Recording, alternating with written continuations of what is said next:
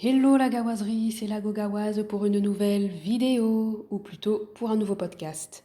Donc aujourd'hui, je voulais vous parler du sujet suivant. Macy C, un homme noir instable, un homme noir problématique. Donc je vais vous expliquer un petit peu qui est Macy C. Alors Macy C, c'est un influenceur afro-américain, donc il est beaucoup sur les réseaux sociaux. Euh, c'est un homme qui doit avoir à peu près, on va dire qu'il doit approcher la quarantaine. Et en tout cas, il est dans la fin trentaine. Il a deux enfants. Il a une fille adolescente qui doit avoir 14-15 ans. Il a un jeune garçon de 2-3 ans. Et ces deux enfants, il les a de deux mères différentes. Bon, comment je sais ça? C'est parce qu'il avait fait une interview à un moment donné où il expliquait un petit peu sa vie. Il faut savoir que ce monsieur, en fait, il s'est fait une BBL parce qu'il en fait, il est bisexuel. Donc, il va autant avec les femmes qu'avec les hommes. Donc, il s'est fait refaire le derrière. Donc, il a une BBL, en fait. Et en fait, durant l'interview que j'avais visionnée, donc c'est une interview qui date quand même de 1 an, hein. Il avait dit ouais que il a été délivré de l'esprit d'homosexualité. C'est lui-même qui le dit, hein, c'est pas moi qui l'invente, c'est lui-même qui le dit. Même durant l'interview, à un moment donné, on nous donne un extrait d'un passage ou un extrait vidéo en fait d'un moment où il était à l'église où on priait. Il y avait un pasteur qui priait pour lui. Je pense que c'était une femme qui priait pour lui à l'église. Et lui, pendant cette interview, quand l'extrait est passé, à la fin, il a dit oui, franchement, j'ai senti que j'ai été vraiment délivré, que je ne suis plus bisexuelle, que maintenant je suis seulement pour les femmes et que voilà, je ne vais plus aller avec les hommes. Et pendant que Macy C disait cela, pendant qu'il racontait cela, en fait, il était avec sa copine, fiancée, donc parce que pendant ce temps-là, il avait rencontré une femme métisse. Et donc ils sortaient ensemble, donc ils étaient en train de se dater, puis il racontait que voilà, il l'aimait, que c'était la femme de sa vie, et même sur les réseaux sociaux, quasiment chaque jour il postait des photos d'eux, donc en disant que c'est la femme de ma vie, c'est l'amour de ma vie, etc., etc. Et donc il lui avait fait des grosses déclarations d'amour, et à un moment donné aussi, quand elle était enceinte, parce que pendant qu'ils sont sortis ensemble, elle est tombée enceinte.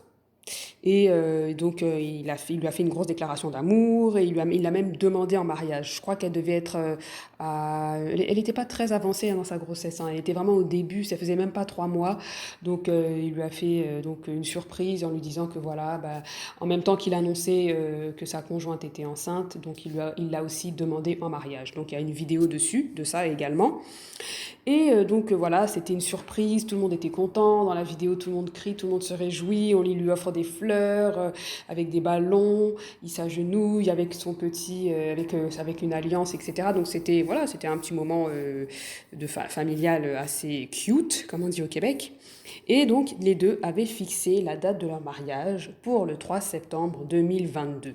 Donc ils avaient fait également, ils avaient pris des photos, vous voyez quand on se marie, on prend des photos pour les faire part, etc. Donc ils avaient pris vraiment des photos assez professionnelles, ils étaient habillés en vert, ils étaient là, costume, cravate pour lui, pour madame elle était avec un petit... elle était vraiment avec un ensemble très très joli aussi, ils étaient tous deux en vert et donc c'était vraiment l'annonce officielle qu'ils allaient se marier le 3 septembre 2022.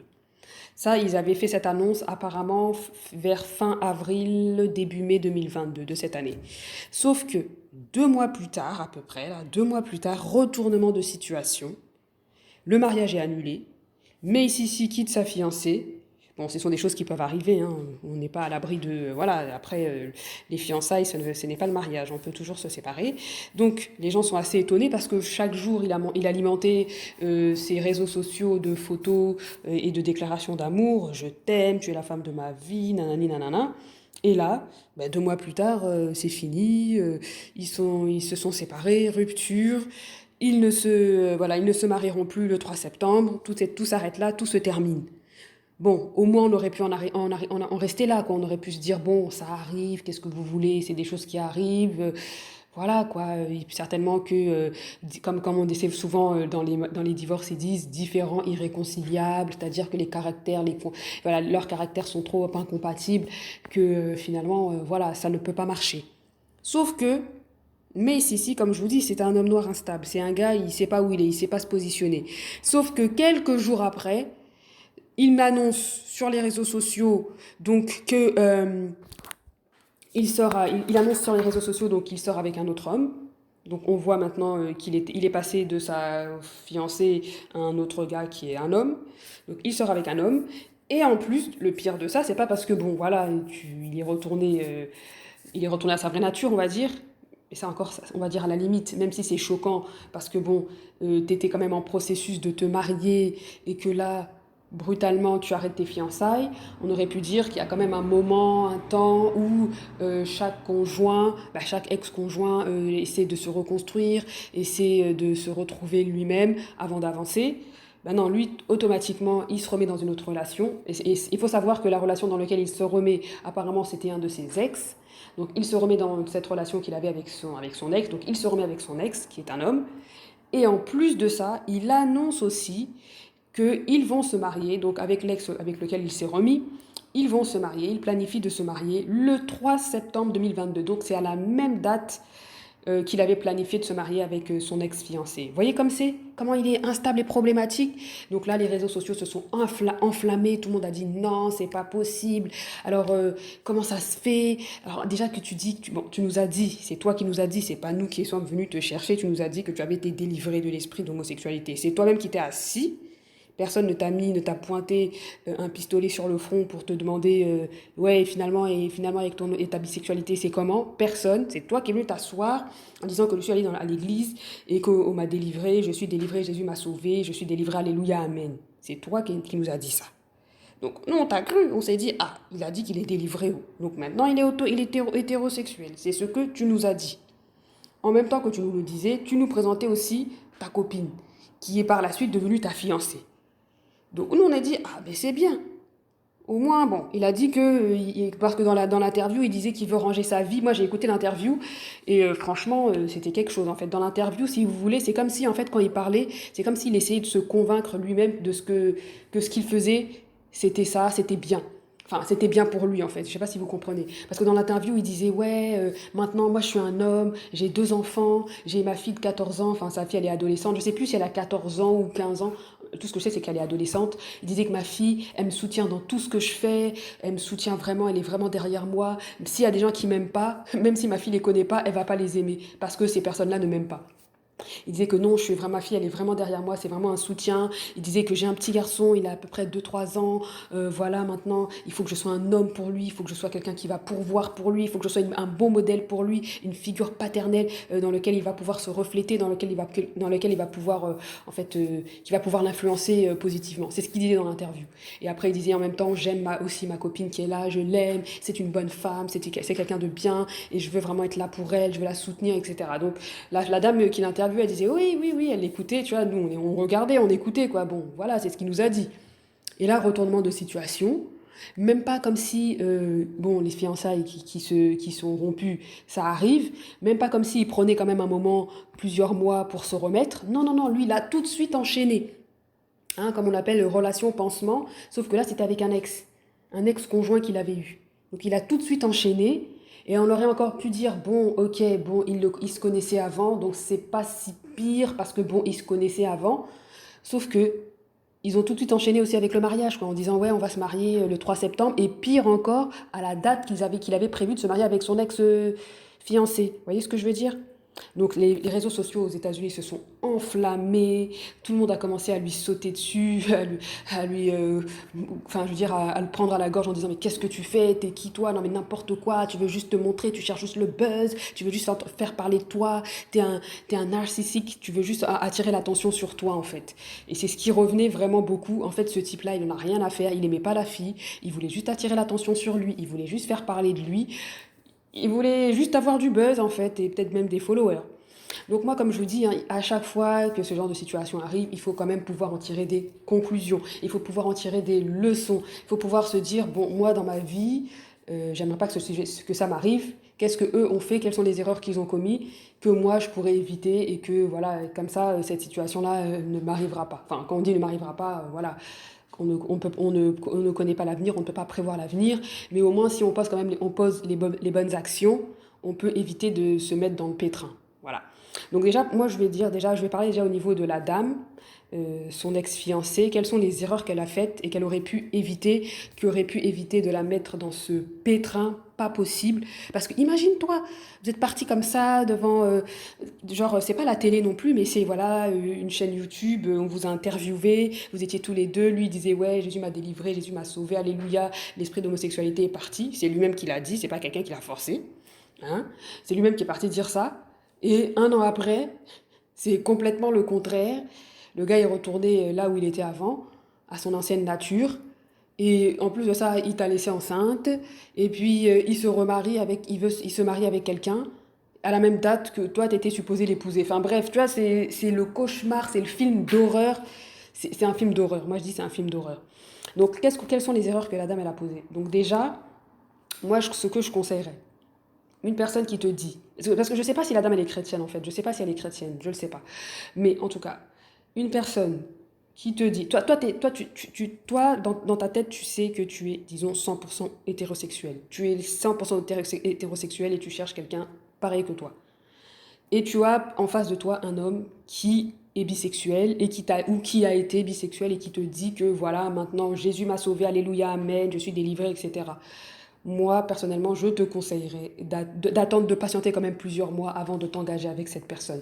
Plusieurs mois, voire peut-être 1 ou 2 ans avant de t'engager. Parce que, comme on a vu l'exemple de Macy C, si tu veux pas que la fille, en plus, ça faisait 1 an quand même, hein, ça faisait 1 an, et après 1 an et quelques mois, schlac, il est retourné.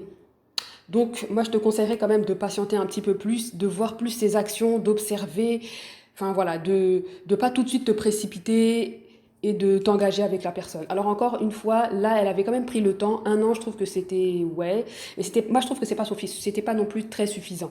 C'est 1 an, 1 an, voilà. Pour moi, c'était pas suffisant. Elle aurait dû prendre peut-être 2 ans pour, voilà, pour vérifier est-ce qu'il fréquente bien l'église, est-ce que, bah, si t'es musulman, je sais pas, est-ce qu'il fréquente bien la mosquée, est-ce qu'il fait bien les choses, comment ça se passe dans son environnement, dans son entourage, qu'est-ce que disent ses amis, qu'est-ce que disent ses proches, ses parents, sa famille. Tu vois, moi, j'aurais pris plus de temps un petit peu là, parce que je me serais pas lancée comme ça. Oui, je me fiançais au bout d'1 an. Non. Si toi, tu sais qui tu es, si toi, t'es pas enfin voilà, dans ta tête, tu sais que tu es 100% hétéro, bah voilà, moi j'aurais procédé de cette manière. Ensuite de ça, moi j'ai pas compris aussi l'histoire là, parce que la dame aussi elle est un petit peu louche. T'as un homme devant toi qui c'est un homme féminin, il s'est refait le derrière.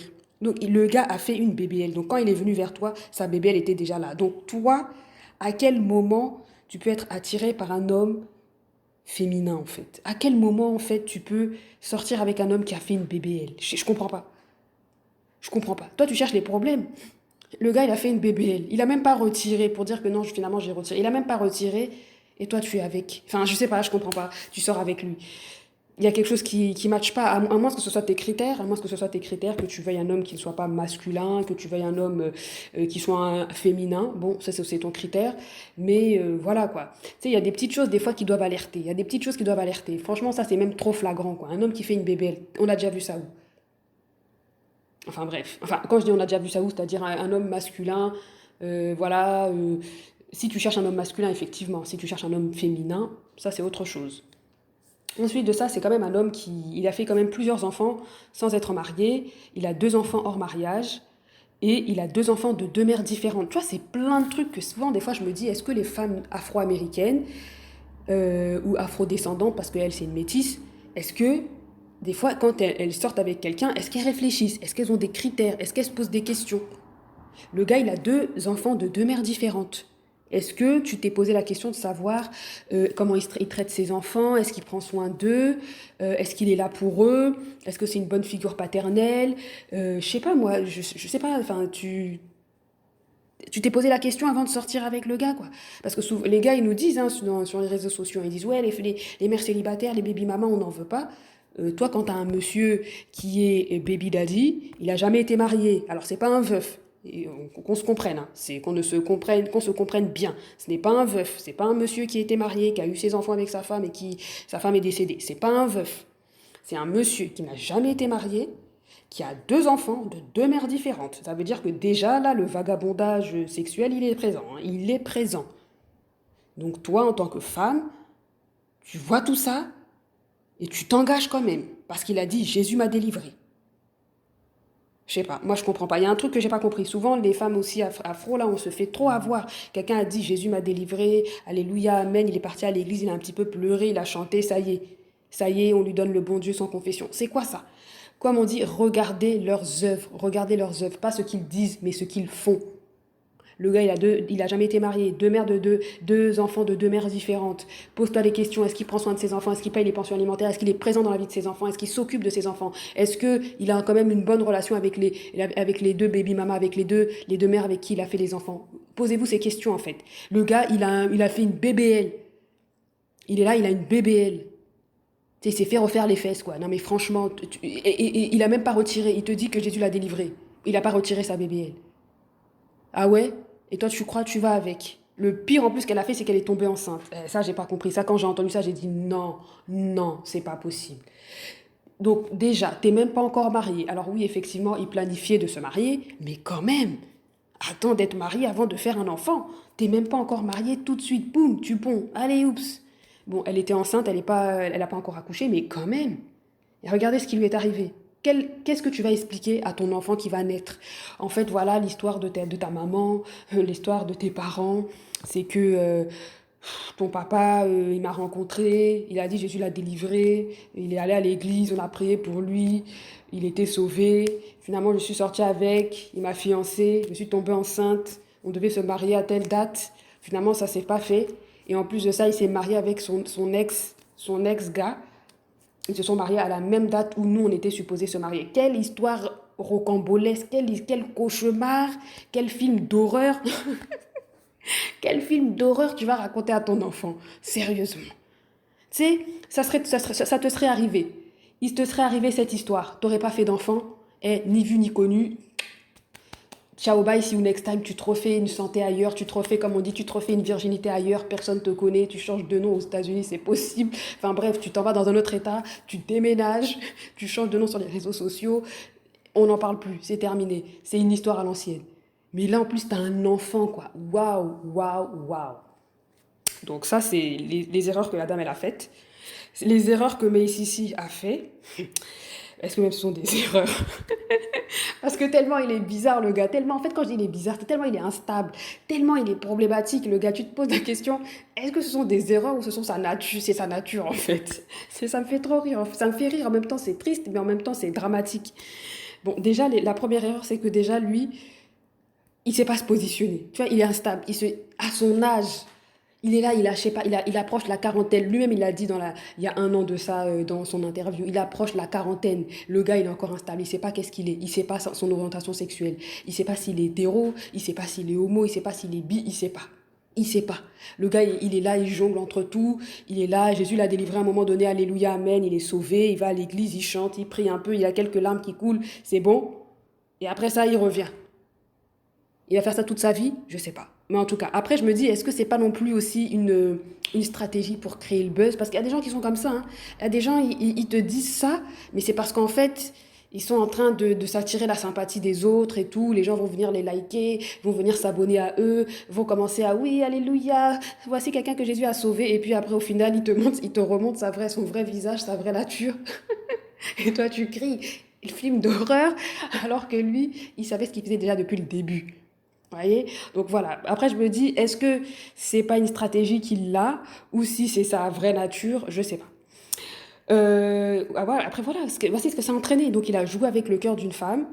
Elle aussi, je sais pas comment elle a pu faire ça, enfin, jusqu'à même faire un enfant. Tu sais, encore, tu te serais trompé sur le fait qu'il a une BBL, c'est pas grave que Jésus l'a sauvé, mais bon, finalement, c'était pas vrai, qu'il avait des enfants avec d'autres femmes et qu'il avait une vie de famille assez désordonnée. Encore, on aurait dit, bon, ouais, même si ça fait quand même beaucoup, mais là, t'es encore parti faire un enfant, quoi. Donc, t'es parti concrétiser le film d'horreur. Enfin, bref. Moi, pour moi, il est clair, net et précis que le gars, il cherche le buzz. Il veut juste qu'on parle de lui. Parce que depuis que ça a fait le tour des réseaux sociaux, il fait que faire des lives pour insulter les gens. Il fait que faire des lives pour dire que ouais, il est comme ci, il est comme ça, que les jaloux, les haineux, il a pas leur temps, etc. Bon, pour moi, c'est juste une stratégie pour faire le buzz et se faire connaître. Comme je vous dis, hein, parce que finalement, c'est trop louche, en fait. Après la rupture, on parle pas, c'est pas comme si c'était une simple rupture. Vous êtes connus depuis des années et tout, bon. quelques mois et tout, puis après, bon, vous vous séparez, et puis t'enchaînes 2 semaines après, où tu trompes la personne avec quelqu'un d'autre, et puis tu sors avec l'autre personne. Il y avait quand même un mariage, donc c'était supposé qu'il y avait de l'amour dans votre couple, dans votre relation. T'étais là, tu faisais du love bombing, à chaque jour, tu postais des vidéos, des photos, je t'aime, tu es la femme de ma vie, je ne peux pas vivre sans toi. Tu faisais des interviews pour dire à quel point c'était une femme merveilleuse. Et après votre séparation, un mois, même pas un mois après, t'es déjà dans un autre couple, et en plus, tu utilises la même date de mariage. Mais ça, c'est trop ça en fait. C'est trop, ça, c'est le manque de respect total, complet. Donc moi, je me dis, je me pose la question, est-ce que euh, c'est vraiment des erreurs qu'il a faites ou c'est plus une stratégie, quelque chose de pensé, de réfléchi, de bien raisonné pour pouvoir faire parler de lui et avoir plus de vues. Parce que c'est possible, hein, moi je vous dis, hein, ce genre de personnes-là, ils sont prêts à tout. Donc peut-être que lui et son ex et son gars là, ils se sont arrangés en disant que voilà, actuellement on fait plus trop parler de nous, c'est compliqué, il y a pas autant de vues, nos produits ne se vendent pas autant, voilà, donc écoute, tu vas aller à l'église, tu vas dire que Jésus t'a sauvé, que tu es délivré, tu sors avec une sœur là-bas. Après ça, tu dis que vous allez vous marier, comme ça tout le monde va dire oui, c'est vrai, voici quelqu'un qui s'est rangé, quelqu'un qui a donné sa vie à Jésus, voici un véritable chrétien, un véritable quelqu'un qui va au ciel, qui va au paradis. Et puis au final, tu rétropédales et puis tu casses tout, tu inventes une histoire et puis tu reviens. Peut-être que c'est ça aussi, hein. Donc voilà, comme je vous disais, moi les leçons que je retiens de tout ça, c'est que déjà la première des choses, il faut jamais envier la vie des gens sur les réseaux sociaux, hein. Et j'imagine la personne qui était là, qui regardait tous les jours leurs photos. Oh la chance, regardez comment il aime, regardez comment il s'aime. Tous les jours des bons mots, oui je t'aime, tu es la femme de ma vie, tu es le soleil de mes nuits, enfin toutes sortes d'expressions là, de love romantique. Quelqu'un qui les enviait inutilement et à la fin tu te rends compte que la dame est dans un vrai cauchemar. Eh, désolée, mais ça me fait trop rire. La dame, elle était dans un cauchemar du début à la fin. Je sais pas si elle a vu quelque chose venir, mais bon, pour moi, c'est trop évident. Avec le recul aussi. Après, moi aussi, comme je vous disais, hein, franchement, si t'es quelqu'un d'hétéro à 100%, tu le sais, t'es positionné, t'as pas de problème avec ton orientation sexuelle, et tu rencontres quelqu'un qui se dit qui est délivré, t'es à l'église, tu rencontres quelqu'un qui dit oui, Jésus m'a sauvé, je suis délivré, quelqu'un qui avait quand même un passé, je sais pas moi, de bisexuel, d'homosexuel, etc. Ben, moi, je te conseille de prendre ton temps, sérieusement. Moi, je parle aux chrétiens, hein, je parle aux gens qui croient en Dieu.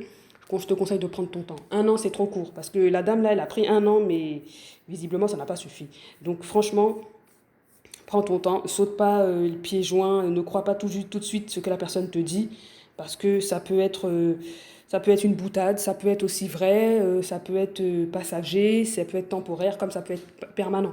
Donc, prends ton temps. Ne fais pas comme l'ex-fiancé de Macy C.